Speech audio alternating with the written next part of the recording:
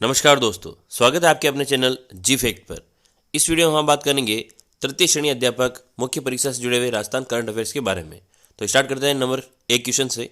किस जिला प्रशासन द्वारा अभियान सेहत शुरू किया गया है? तो आंसर होगा इसका अलवर के द्वारा अलवर जिला प्रशासन द्वारा सेहत अभियान शुरू किया गया है। इसका उद्देश्य क्या है? तो स्कूल नहीं जाने वाले 18 वर्ष तक के बच्चों की स्वास्थ्य की देखभाल करना इसका उद्देश्य है।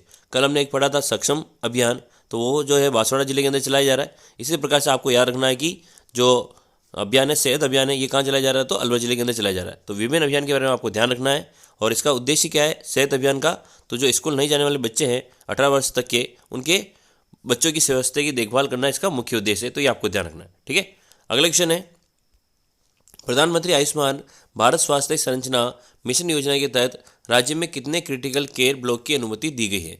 तो याद रखना है कि 8 क्रिटिकल केयर ब्लॉक की अनुमति यहाँ पर दी गई है। और ये 8 क्रिटिकल केयर ब्लॉक कहाँ है? तो जयपुर में है, अलवर में है, अजमेर में है, जोधपुर है, उदयपुर है, गंगानगर है, दौसा और बांसवाड़ा के अंदर स्थित है, ठीक है ना। यहाँ पर बात किसकी हो रही है? तो प्रधानमंत्री आयुष्मान भारत स्वास्थ्य संरचना मिशन योजना की बात हो रही है। इसके तहत राजस्थान में 8 क्रिटिकल केयर ब्लॉक की अनुमति दी गई है, जो कि जयपुर के अंदर, अलवर के अंदर, अजमेर के अंदर, जोधपुर और उदयपुर, गंगानगर, दौसा और बांसवाड़ा में बनाए जाएंगे। तो ये आपको ध्यान रखना है। अगला क्वेश्चन है, मुख्यमंत्री श्री अशोक गहलोत ने 870 इंदिरा रसोई की संख्या बढ़ाकर कितनी कर दी गई है? तो आपको आंसर याद रखना है कि 951 इसकी संख्या कर दी गई है।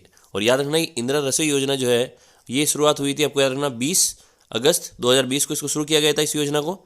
ये आपको ध्यान रखना है। साथ ही ये भी ध्यान रखना है कि ये योजना इसमें बजट में अभी 1000 इंदिरा रसोई की घोषणा की गई थी, ठीक है ना।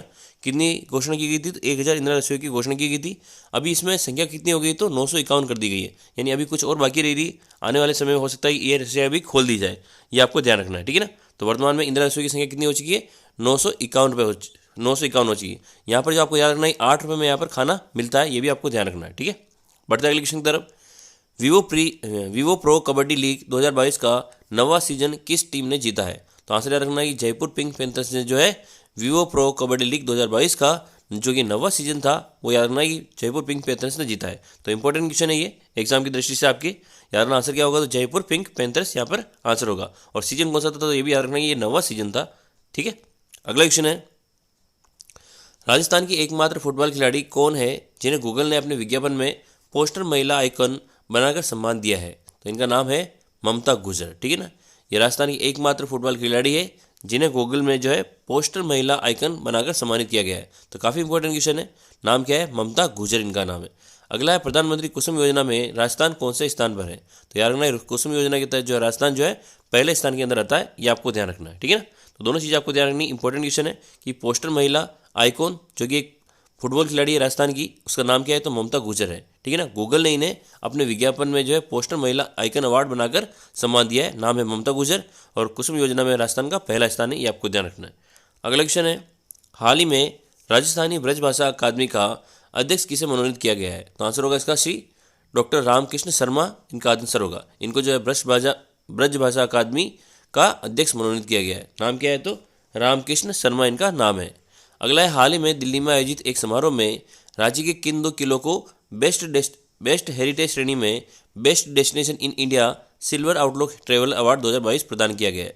तो आंसर होगा इसका चित्तौड़गढ़ और कोंबलगढ़ दुर्ग को यहाँ पर best destination in India silver outlook travel award 2022 प्रदान किया गया है। नाम क्या है? तो चित्तौड़गढ़ और कोंबलगढ़ इसका नाम है, ये आपको ध्यान रखना है, ठीक है। अगला है, वित्तीय वर्ष 2021-22 में आर्थिक विकास दर के मामले में राजस्थान देश में किस स्थान पर है? तो काफ़ी इंपॉर्टेंट क्वेश्चन है और अच्छा क्वेश्चन है कि दूसरे स्थान पर राजस्थान का नाम आता है, जो कि आर्थिक विकास दर के मामले में देश में दूसरे स्थान पर आता है। और राजस्थान की वर्तमान में आर्थिक विकास दर क्या है? तो 11.04% की राजस्थान की विकास दर है, ये भी आपको ध्यान रखना है। राजस्थान विकास दर के मामले में कौन से नंबर पर आ रहा है? दूसरे नंबर पर भारत में। और याद रखना विकास दर कितनी है? तो 11.04%। अगला है, राजभवन जयपुर में निर्मित संविधान पार्क का लोकार्पण किसके द्वारा किया गया है? तो याद रखना कि संविधान पार्क का निर्माण हाल ही में राजभवन में किया गया है। इसका जो लोकार्पण किया गया है श्रीमती द्रौपदी मुर्मू द्वारा किया गया है। लोकार्पण कब किया गया है? तो 3 जनवरी 2023 को इसका लोकार्पण किया गया है, ये भी आपको ध्यान रखना है, ठीक है ना। दोनों चीज़ याद रखनी है कि विकास दर के मामले में दूसरे स्थान पर विकास दर कितनी है? तो 11.04। और राजभवन के अंदर अगर संविधान पार्क की बात करें तो द्रौपदी मुर्मू ने लोकार्पण किया है। लोकार्पण हुआ है 3 जनवरी 2023 को। तो सारी चीज़ें आपको ध्यान रखनी है। अगला है, राजस्थान पुलिस मुख्यालय की ओर से जारी वार्षिक पेंडेंसी निस्तारण रिपोर्ट में प्रथम स्थान पर कौन रहा है? तो आंसर होगा इसका कोटा ग्रामीण, ये आपको ध्यान रखना है, ठीक है ना। तो कोटा ग्रामीण इसमें पहले नंबर पर रहा है। अगला क्वेश्चन है, देश का सबसे बड़ा 50 बेड का बोन मैरो ट्रांसप्लांट सेंटर राज्य में कहाँ पर बनाया जा रहा है?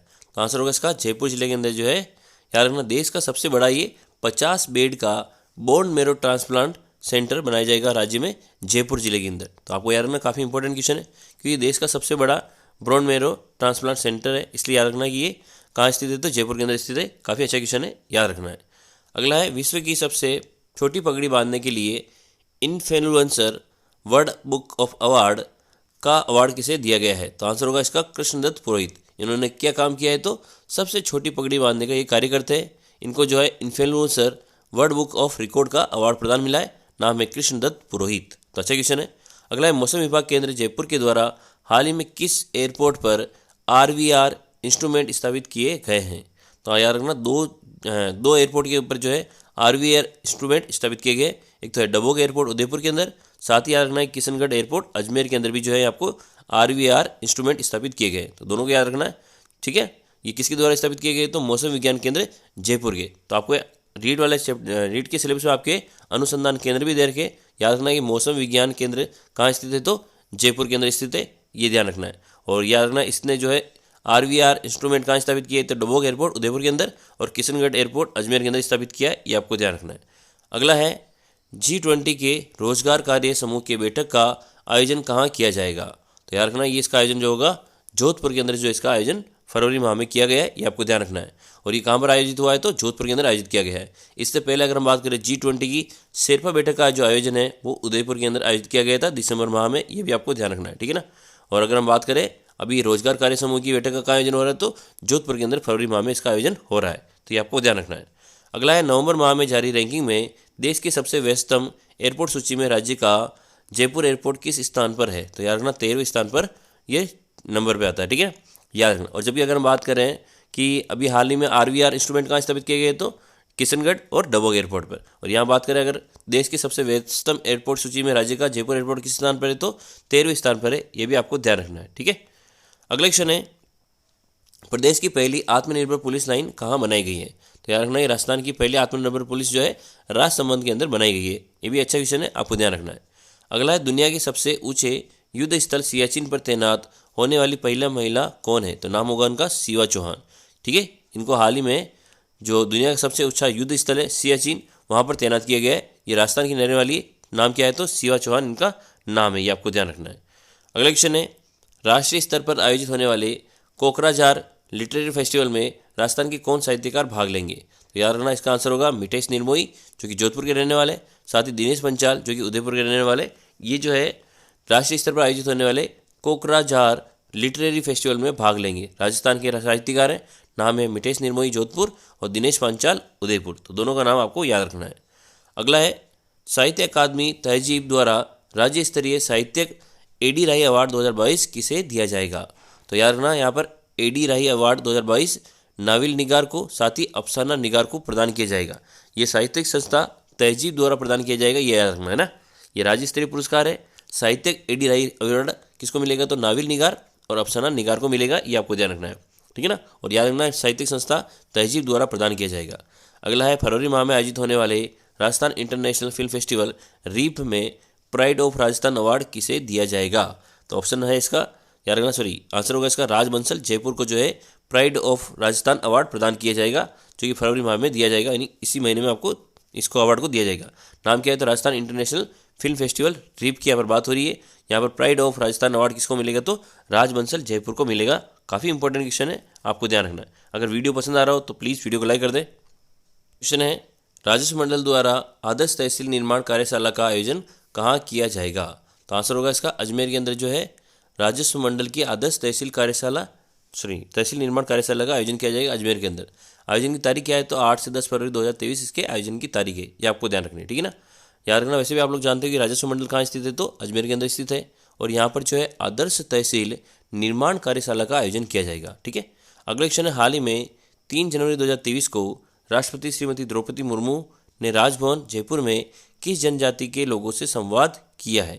तो आंसर होगा इसका संगी सहारिया और कथोड़ी जाति से संवाद किया है। आप सबको पता है कि भी हाल ही में 3 जनवरी 2023 को राष्ट्रपति द्रौपदी मुर्मू द्वारा जयपुर के अंदर ये आई थी अभी वर्तमान में, और इन्होंने जो है यहाँ पर किस जनजाति से संवाद किया है तो सहारिया और कथोड़ी जनजाति से संवाद किया है, ये आपको ध्यान रखना है, ठीक है ना। संविधान पार्क का लोकार्पण किया था कहाँ पर, राजभवन के अंदर, तब इन्होंने जो है सहारिया जनजाति और कथोड़ी जनजातियों से इन्होंने संवाद किया था, ये आपको ध्यान रखना। अच्छा क्वेश्चन है, आ सकता है आपके एग्जाम में।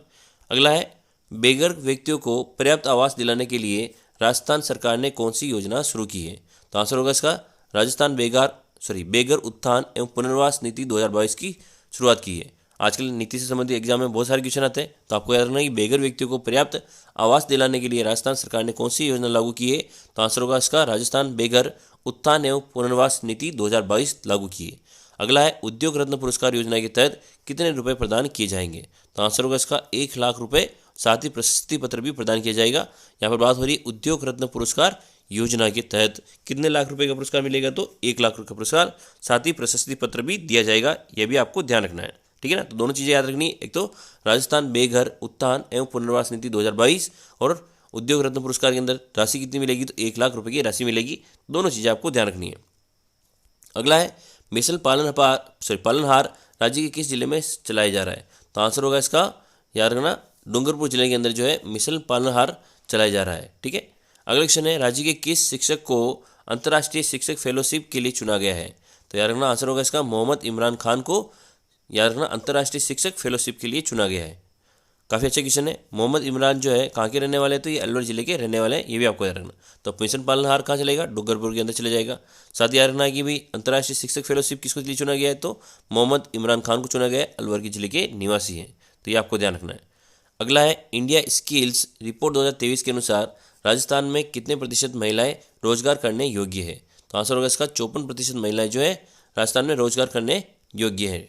अगला है, अंतर्राष्ट्रीय ऊँट महोत्सव का आयोजन राज्य के किस जिले में किया गया है, तो आंसर रखना बीकानेर जिले के अंदर जो है अंतर्राष्ट्रीय ऊँट महोत्सव का आयोजन किया गया था। आयोजन की तारीख क्या है, तो 13 से 15 जनवरी 2023 इसके आयोजन की तारीख थी, तो ये भी आपको ध्यान रखना है, ठीक है ना। अंतर्राष्ट्रीय ऊँट महोत्सव का आयोजन कहाँ हुआ है, तो बीकानेर के अंदर। अगर हम बात करें मरु महोत्सव का आयोजन कहाँ हुआ है, तो मरु महोत्सव का आयोजन हुआ है जैसलमेर के अंदर, ठीक है ना। थार महोत्सव की अगर बात करें तो कहाँ होता है, तो बाड़मेर के अंदर आयोजित किया जाता है। तो सारे आपको महोत्सव के बारे में ध्यान रखना है, ठीक है। और अगर हम बात करें इस बीकानेर ऊँट महोत्सव में क्या खास था, तो मिस्टर अगर बीकाना की अगर हम बात करें तो उनका नाम था रविंद्र जोशी, ठीक है ना। किसकी बात करें यहाँ पे, मिस्टर बीकाना, ठीक है। तो बीकाना कौन थे, मिस्टर बीकाना का नाम है रविंद्र जोशी, ठीक है। और अगर हम बात करें मरवण की, यानी मिस मरवण की अगर हम बात करें तो उनका नाम था कोमल सिद्ध, ठीक है। तो इन दोनों चीज़ों को भी आपको ध्यान रखना है ना, कोमल सिद्ध, ये आपको ध्यान रखना है, ठीक है। तो बढ़ते हैं अगले क्वेश्चन की तरफ।